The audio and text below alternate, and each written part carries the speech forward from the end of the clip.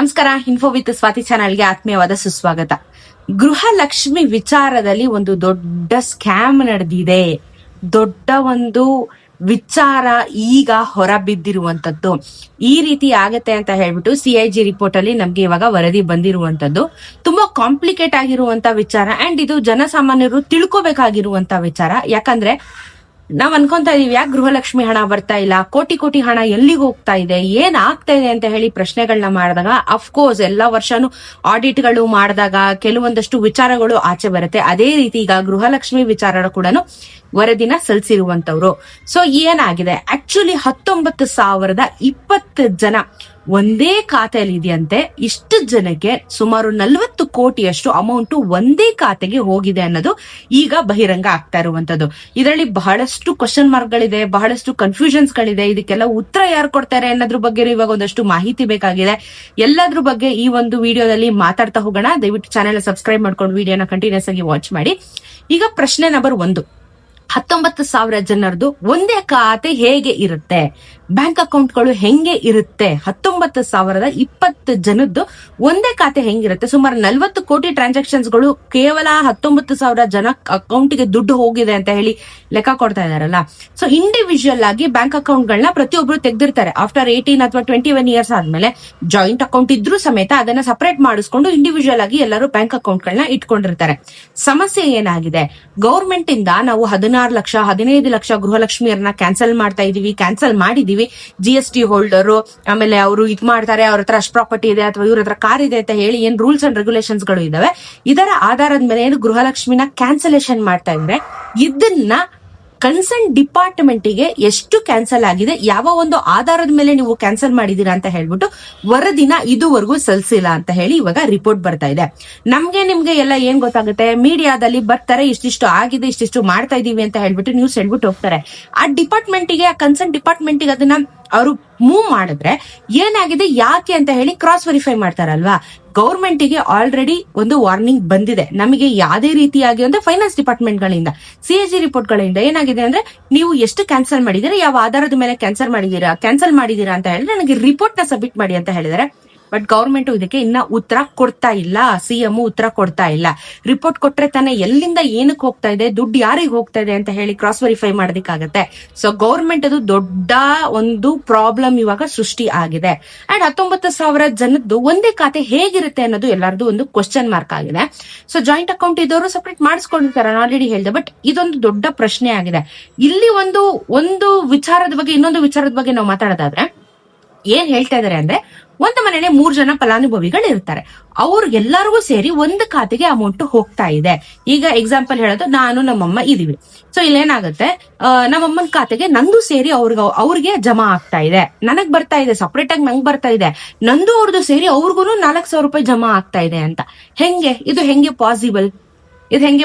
ಇದು ತುಂಬಾ ಕರಪ್ಟೆಡ್ ಅಂತ ಅನ್ಸುತ್ತಲ್ವಾ, ತುಂಬಾ ಭ್ರಷ್ಟಾಚಾರಕ್ಕೆ ಒಂದು ಮಾಡ್ತಾ ಇರುವಂತದ್ದು ಅಂತ ಅನ್ಸುತ್ತಲ್ವಾ. ಸೊ ಇಲ್ಲಾಂದ್ರೆ ಇವರೇ ಫೇಕ್ ಅಕೌಂಟ್ ಗಳನ್ನ ಕ್ರಿಯೇಟ್ ಮಾಡ್ಕೊಂಡು ಎಲ್ಲಾ ಫಂಡಿಂಗ್ ನ ಒಂದ್ ಕಡೆ ಹಾಕ್ತಾ ಇರ್ಬೋದಲ್ಲ. ನಾವು ಕಾಮನ್ ಪೀಪಲ್ ತರ ನಾವು ಥಿಂಕ್ ಮಾಡಿದ್ರೆ ಒಂದೇ ಹೆಸರಲ್ಲಿ ಎರಡೆರಡು ಅಕೌಂಟ್ ಗಳು ಇರುತ್ತೆ, ಇಲ್ಲ ಅಂತ ಹೇಳ್ತೀರಾ. ಇವಾಗ ನಂದು ಒಂದು SBI ಇದೆ, ಒಂದು ಯೂನಿಯನ್ ಬ್ಯಾಂಕ್ ಆಫ್ ಇಂಡಿಯಾದ ಅಕೌಂಟ್ ಗಳಿದೆ. ಬಟ್ ನಾವ್ ಯಾವ ಅಕೌಂಟ್ ನ ಲಿಂಕ್ ಮಾಡಿರ್ತೀವಿ ಅದಕ್ಕೆ ಮಾತ್ರ ಅಮೌಂಟ್ ಬರುತ್ತೆ. ಫಾರ್ ಎಕ್ಸಾಂಪಲ್ SBI ಕೊಟ್ಟಿದ್ರೆ SBI ನಂಗೆ ಗೃಹಲಕ್ಷ್ಮಿ ಹಣ ಬರುತ್ತೆ. ಅದು ಬಿಟ್ಟು ನಮ್ಮಮ್ಮನಿಗೆ ನಂಗೆ ಯಾಕೆ 4,000 ರೂಪಾಯಿ ಒಟ್ಟಿಗೆ ಹೋಗ್ಬೇಕು? ಕರೆಕ್ಟ್ ಅಲ್ವಾ? ಅಂಡ್ ಮನೇಲಿ ಇವಾಗ ರೂಲ್ಸ್ ಪ್ರಕಾರ ಏನಿದೆ, ಮನೆಗೆ ಒಬ್ರು ಫಲಾನುಭವಿಗಳು ಅಂದ್ರೆ ರೇಷನ್ ಕಾರ್ಡ್ ಅಲ್ಲಿ ಮನೆ ಮುಖ್ಯಸ್ಥರ ಹೆಸರು ಯಾರಿದೆ ಅವ್ರಿಗೆ ಮಾತ್ರ ಹಣ ಹೋಗುತ್ತೆ ಅಂದ್ಮೇಲೆ ಇವಾಗ ನಂದೂನು ಸೇರಿ ಏನಕ್ಕೆ ನಮ್ಮ ಅಮ್ಮಂಗೆ ಹಾಕ್ಬೇಕು? ನಾನು ಎಕ್ಸಾಂಪಲ್ ಕೊಡ್ತಾ ಇರೋದು ನಿಮಗೆ. ಸೊ ನಿಮ್ಗೆ ಅತ್ತೆಗೂ ಬರ್ತಾ ಇರುತ್ತೆ, ಸೊಸೆಗೂ ಬರ್ತಾ ಇರುತ್ತೆ, ಅತ್ತೆಗೆ ಸೊಸೆದು ಸೇರಿ ದುಡ್ಡು ಬರ್ತಾ ಇರುತ್ತೆ. ಇದು ಯಾವ ಲಾಜಿಕ್ ಮೇರೆಗೆ ಗೌರ್ಮೆಂಟ್ ಇಷ್ಟೊಂದು ಹಣನ ಹಾಕ್ತಾ ಇದೆ ಅನ್ನೋದು ತುಂಬಾ ದೊಡ್ಡ ಚರ್ಚೆಗೆ ಇವಾಗ ಕಾರಣ ಆಗಿರುವಂತದ್ದು. ರಿಪೋರ್ಟ್ ನ ಕೂಡ ಸಬ್ಮಿಟ್ ಮಾಡಿಲ್ಲ. ಈಗ ಕ್ರಾಸ್ ವೆರಿಫೈ ಮಾಡಿದ್ಮೇಲೆ ಇಷ್ಟೊಂದು ಫಂಡಿಂಗ್ಸ್ ಎಲ್ಲಿ ಹೋಗಿದೆ ಅನ್ನೋದು ಕ್ವಶನ್ ಮಾರ್ಕ್ ಆಗಿ ಕುತ್ಕೊಂಡಿದೆ. ಇದು ಬಹಳ ದೊಡ್ಡ ಕಾಂಪ್ಲಿಕೇಟ್ ಆಗಿರುವಂತ ವಿಚಾರ ಅಂತೂ ಹೌದು. ಇದ್ರ ಜೊತೆಗೆ ಜಾಯಿಂಟ್ ಅಕೌಂಟ್ಗಳಿಗೆ, ಅಂದ್ರೆ ಇವಾಗ ಜಾಯಿಂಟ್ ಅಕೌಂಟ್ ಗಳು ಇರುತ್ತೆ, ಕೆಲವರು ಬಿಸ್ನೆಸ್ ಅಲ್ಲಿ ಇರ್ತಾರೆ ಅಥವಾ ಫ್ಯಾಮಿಲಿಲೇನೆ ಅವ್ರಿಗೆ ನೋಡ್ಕೊಳಕ್ ಬರಲ್ಲ ಅಂತ ಹೇಳಿ ಒಂದು ಜಾಯಿಂಟ್ ಅಕೌಂಟ್ ನ ತೆಗ್ದಿರ್ತಾರೆ. ಇಂಥವ್ರಿಗೆ 60 ಕೋಟಿ 69 ಲಕ್ಷ 60 ಕೋಟಿ ದುಡ್ಡು ಹೋಗಿದೆ ಅಂತ ಹೇಳ್ತಾವ್ರೆ ಜಾಯಿಂಟ್ ಅಕೌಂಟ್ ಇರೋ ಖಾತೆಗಳಿಗೆನೆ. ಹೆಂಗಿದು 60 ಕೋಟಿ ಜಾಯಿಂಟ್ ಅಕೌಂಟ್ ಇರೋ ಖಾತೆಗಳಿಗೆ ಅಮೌಂಟ್ ಹೋಗ್ತಾ ಇದೆ ಅಂತ ಹೇಳಿ ವರದಿ ಕೊಡ್ತಾ ಇದಾರೆ. 10,06,000 ರೂಪಾಯಿ 10,06,000 ಒಂದಕ್ಕಿಂತ ಹೆಚ್ಚು ಖಾತೆ ಬಹಿರಂಗ. ಒಂದು ಖಾತೆಗಿಂತ 2 ಖಾತೆ. ಎಕ್ಸಾಂಪಲ್ ಇವಾಗ ಹೇಳ್ದೆ ನಾನು 2 ಅಕೌಂಟ್ ನಾನು ಇಟ್ಕೊಂಡಿರ್ತೀನಿ ಅಂತ ಹೇಳಿ, 2 ಅಕೌಂಟ್ಗೂ ಏನಕ್ಕೆ ದುಡ್ಡು ಹಾಕ್ತಾ ಇದ್ರಿ, ನಾನು ಯಾವ್ದಕ್ಕೆ ಲಿಂಕ್ ಮಾಡಿದೀನಿ ಅದಕ್ಕೆ ಮಾತ್ರ ಹಾಕ್ಬೇಕಲ್ವಾ. ಅಫ್ಕೋರ್ಸ್ ಇವಾಗ ಫೋನ್ ನಂಬರ್ ಹೊಡೆದ್ರೆ UPI ಅಲ್ಲಿ ನಮ್ಗೆ 2 ಬ್ಯಾಂಕ್ ತೋರಿಸುತ್ತೆ, ಅದನ್ನ ಸೆಲೆಕ್ಟ್ ಮಾಡ್ಕೋಬಹುದು.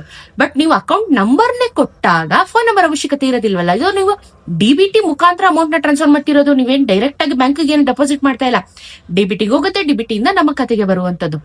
ಇಷ್ಟೆಲ್ಲ ಇದ್ರೂನು ಯಾಕೆ ಇಷ್ಟೊಂದು ಪ್ರಾಬ್ಲಮ್ ಆಗ್ತಾ ಇದೆ ಅನ್ನೋದು ಅರ್ಥ ಆಗ್ತಾ ಇಲ್ಲ. ಇದಕ್ಕೆ ಉತ್ತರ ಕೊಡ್ಬೇಕಾಗಿರೋರು ಯಾರು? ಮಿನಿಸ್ಟರ್ಗಳು. ಇದಕ್ಕೆ ಉತ್ತರ ಕೊಡ್ಬೇಕು ಇವಾಗ ಅವ್ರು. ಯಾಕಂದ್ರೆ ಇದು ನಾಳೆ ದಿನ RBI ರೂಲ್ಸ್ ಅಂತ ಬಂದಾಗ ಅಥವಾ ಫೈನಾನ್ಸ್ ಡಿಪಾರ್ಟ್ಮೆಂಟ್ ಇಂದ ಇಷ್ಟೊಂದು ಕೋಟಿ ಏನ್ ಮಾಡಿದಿರಿ, ಇವಾಗ ಹೆಂಗಾಯ್ತು ಅದು ವಿಪಕ್ಷದವ್ರಿಗೆ ಆಡ್ಕೊಳ್ಳೋದಿಕ್ಕೆ, ಇವ್ರನ್ನ ಕಾಲೆಳೆಯೋದಿಕ್ಕೆ, ಕೆಲವೊಂದಷ್ಟು ವಿಚಾರಗಳನ್ನ ಆಚೆ ಹಾಕ್ಲಿಕ್ಕೆ ಇವಾಗ ಒಂದು ಅವಕಾಶ ಕೂಡ ಆಗಿರುವಂತದ್ದು. ಇದು ತುಂಬಾ ತುಂಬಾ ಕಾಂಪ್ಲಿಕೇಟ್ ಆಗಿರುವಂತ ವಿಚಾರ. ಬ್ಯಾಂಕ್ ಖಾತೆ ಇಲ್ದವರು 23,262 ಏನೋ ಕಂತುಗಳಲ್ಲಿ ಹಣ ಪಾವತಿಯಾಗಿದೆ ಅಂತೆ. 23,262 ಜನ ಅಂದ್ರೆ ಇವ್ರ ಹತ್ರ ಅಕೌಂಟೇ ಇಲ್ಲ, ಬ್ಯಾಂಕ್ ಅಕೌಂಟ್ ಕಾಸು ಹೋಗಿದೆ ಅಂತ ಇವಾಗ ವರದಿ ಕೊಡ್ತಾ ಇದ್ದಾರೆ. ಅಲ್ಲ, ಲಾಜಿಕ್ ಆಗಿ ಥಿಂಕ್ ಮಾಡಿದ್ರು ಅಕೌಂಟೇ ಇಲ್ಲ ಅಂದ್ಮೇಲೆ ದುಡ್ಡು ಎಲ್ಲಿಂದ ಹೋಗುತ್ತೆ? ಈಗ ಅಕೌಂಟ್ ಇದ್ರೆ ತಾನೇ ನಿಮಗ್ ದುಡ್ಡು ಬರುತ್ತೆ. ಬ್ಯಾಂಕ್ ಅಕೌಂಟೇ ಇಲ್ಲ ಅಂದ್ರೆ ಏನಕ್ಕೆ ದುಡ್ಡು ಹೋಗುತ್ತೆ? 23,000 ಜನಕ್ಕೆ ಅಕೌಂಟೇ ಇಲ್ಲ, ದುಡ್ಡು ಹಾಕ್ತಾ ಇದಾರೆ. ಹೆಂಗೆ ಪಾಸಿಬಲ್ ಇದು ಬಹಳಷ್ಟು ಕಾಂಪ್ಲಿಕೇಟ್ ಆಗಿರುವಂತ ವಿಚಾರ. ಏನು ಯೋಜನೆ ಮಾಡ್ತಾ ಇದಾರೆ, ಕೊಡ್ತಾ ಇದಾರೆ, ಏನು ಕೊಟ್ಟಿಲ್ಲ ನಮ್ಗೇನು ಮಾಡೇ ಇಲ್ಲ ಅಂತ ಏನಲ್ಲ, ಕೊಟ್ಟಿದ್ದಾರೆ. ಇಷ್ಟ ದಿನ ನಾವು ತಗೊಂಡಿದೀವಿ, 30 ಕಂತಿನ ಹಣದವರೆಗೂ ತಗೊಂಡಿದೀವಿ. 31ರಿಂದ ನಮ್ಗೆ ಸಮಸ್ಯೆ ಶುರುವಾಗಿರೋದು. ಶಕ್ತಿ ಯೋಜನೆ ಕೊಡ್ತಾ ಇದ್ದಾರೆ, ಯುವ ನಿಧಿ ಅಂತೂ ಬಿಡಿ, ಅದು ಕೊಡೋದು ಬಿಟ್ಬಿಟ್ಟಿದ್ದಾರೆ. ಶಕ್ತಿ ಯೋಜನೆ ನಡೀತಾ ಇದೆ, ಯಾಕಂದ್ರೆ ಫ್ರೀ ಬಸ್ ಅಲ್ಲ, ಅದೇನ್ ತೊಂದರೆ ಆಗಲ್ಲ ಅನ್ಬಿಟ್ಟು ಅದೊಂದು ಕರೆಕ್ಟ್ ಆಗಿ ಹೋಗ್ತಾ ಇದೆ. ಈ ಕಡೆ ಗೃಹ ಜ್ಯೋತಿ ಯೋಜನೆ ನಡೀತಾ ಇದೆ, ಏನೂ ತೊಂದರೆ ಇಲ್ಲ. ಎಲೆಕ್ಟ್ರಿಸಿಟಿ ಬಿಲ್ ಜಾಸ್ತಿ ಮಾಡ್ತಾ ಇದಾರೆ ಬಿಟ್ಟು ಓಕೆ ನಡೀತಾ ಇದೆ. ಗೃಹ ಜ್ಯೋತಿ ಇವಾಗ ಮತ್ತೆ ಮರುಪರಿಶೀಲನೆ ಮಾಡ್ತಾ ಇದಾರೆ, ಓಕೆ. ಬಟ್ ಯಾಕೆ ಗೃಹಲಕ್ಷ್ಮಿ ವಿಚಾರದಲ್ಲಿ ಇಷ್ಟೊಂದು ದೊಡ್ಡ ಸ್ಕ್ಯಾಮ್ ಮಾಡುವಂತದ್ದು ಏನಿತ್ತು? ಯಾಕೆ? ಎಲ್ಲ ಪ್ರಶ್ನೆಗಳಿಗೆ ಗವರ್ಮೆಂಟ್ ಉತ್ತರ ಕೊಡ್ಬೇಕಲ್ವಾ. ನಾವು ಕೊಡ್ತಾ ಇದಾರೆ, ಏನೋ ಆಗ್ತಾ ಇದೆ ಅಂತಂದ್ರೆ ಇಷ್ಟು ಕೋಟಿ ಅಮೌಂಟ್ ನಾಳೆ ಹೇಳ್ತಾರೆ ಗವರ್ಮೆಂಟ್ ಆಫೀಸರ್ಸ್ ಗಳಿಗೆ ಅಥವಾ BMTC KSRTC ಡ್ರೈವರ್ ಗಳಿಗೆ ಸಂಬಳ ಕೊಡ್ತಾ ಇಲ್ಲ ನೀವು, ಯಾಕಂದ್ರೆ ಶಕ್ತಿ ಯೋಜನೆ ಫ್ರೀಯಾಗಿ ಕೊಟ್ಟಿದ್ದೀರಾ. ಫ್ರೀಯಾಗಿ ಕೊಟ್ಟಿರೋದಕ್ಕೆ ಗವರ್ಮೆಂಟ್ ಬೇರ್ ಮಾಡ್ಬೇಕು ಇಷ್ಟು ಫೀಸ್ ಅಂತ ಹೇಳ್ಬಿಟ್ಟು. ಆ ಫೀಸ್ ನ ಕೊಡೋದಕ್ಕೂ ತಯಾರಿಲ್ವಲ್ಲ ಗವರ್ಮೆಂಟ್. ಇಲ್ಲಿಂದ ಏನಾಗ್ತಾ ಇದೆ, ಡ್ರೈವರ್ ಗಳಿಗೆ, ಕಂಡಕ್ಟರ್ ಗಳಿಗೆ, ರಿಟೈರ್ಡ್ ಆಗಿರೋರಿಗೆ ಸೆಟಲ್ಮೆಂಟ್ ಗಳು ಆಗ್ತಾ ಇಲ್ಲ, ಸಂಬಳಗಳನ್ನ ಕರೆಕ್ಟ್ ಆಗಿ ಕೊಡ್ತಾ ಇಲ್ಲ, ಕಾಂಟ್ರಾಕ್ಟ್ ಬೇಸಿಸ್ ಮೇಲೆ ತಗೊಂಡಿರೋರಿಗೆ ತೊಂದರೆ ಆಗ್ತಾ ಇದೆ. ಈ ರೀತಿ ಸಮಸ್ಯೆ ಆಗ್ತಾ ಇದೆ. ಇಷ್ಟೊಂದು ಕೋಟಿ ಹಣನ ಯಾರ ಅಕೌಂಟಿಗೆ ಹಾಕಿದೀರಾ ನೀವು?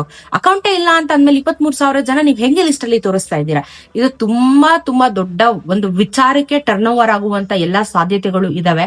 ಅಂಡ್ ಇದು ತುಂಬಾ ಹೆಂಗೆ ಅಂದ್ರೆ ಕರಪ್ಷನ್ ಇಲ್ದಿರುವಂತ ಒಂದು ಸ್ಟೇಟ್ ಮಾಡೋಣ ಅಂತ ಹೇಳಿದ್ರು, ಬಟ್ ಇಟ್ಸ್ ಆಲ್ರೆಡಿ ಕರಪ್ಟೆಡ್.